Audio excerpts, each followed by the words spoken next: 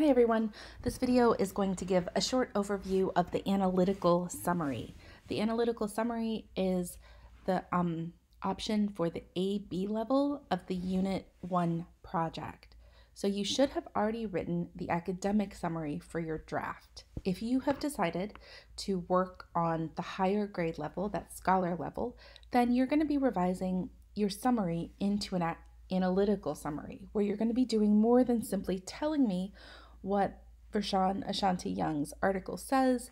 You're going to be evaluating it for the writer's understanding and meeting of the rhetorical situation. So in this assignment sheet, I have tried to highlight the differences between the two assignments in blue. It'll tell you the analytical summary goes a step beyond the general academic summary. Instead of simply describing, the analytical summary requires you, the writer, to evaluate Ashanti Young's understanding of the rhetorical situation and the effectiveness of the evidence he uses to support his argument. So instead of a 2-page essay, this is going to be a 3-page essay. It's going to add a little bit to your overall writing. You're still going to describe all of the major claims, all reasons, and all evidence, but now you're going to add information about the effectiveness of the evidence he presents in terms of the article's intended audience, context, and purpose.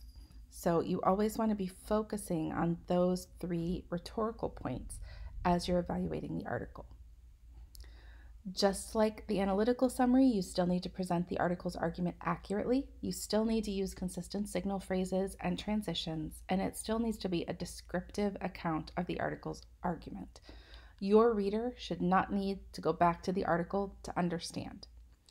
Your analysis is going to go a step farther. You're going to make an argument about the article's effectiveness. Do you think that his argument worked? Do you think that his evidence was appropriate?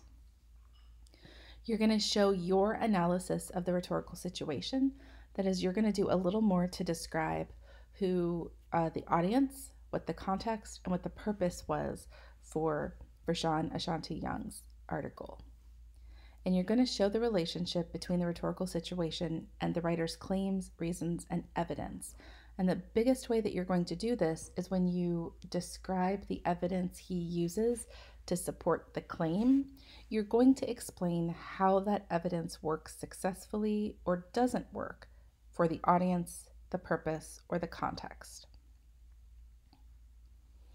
Again, you may not use direct quotes from the articles. Instead, you need to put the author's ideas in your own words.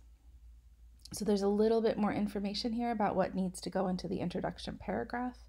If you're simply doing the academic summary, you do not need a thesis statement, but if you are revising for the A-B level, you will need a thesis statement where you're going to end your introduction with a preview of your argument. So, is he successful in understanding and meeting the rhetorical situation?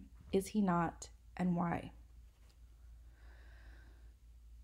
The rest of this is pretty similar. Your body paragraphs should be presented chronologically, but again, each body paragraph should relate specifically to the effectiveness of the argument's rhetorical appeals.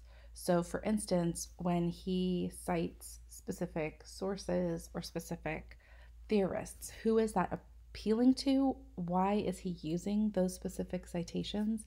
And do you think they're appropriate for the audience and the purpose he's trying to address? Again, you're going to upload your finished project as a Microsoft Word file to the Dropbox and Blackboard. Be sure that you submit your project to the correct Dropbox. You want to pick the one that is labeled for the A-B scholar level and that says Analytical Summary Submissions. If you don't submit to the correct Dropbox, it will be counted towards a revision. If you have any questions or want to go over any of these points, please feel free to reach out by email or post in Blackboard.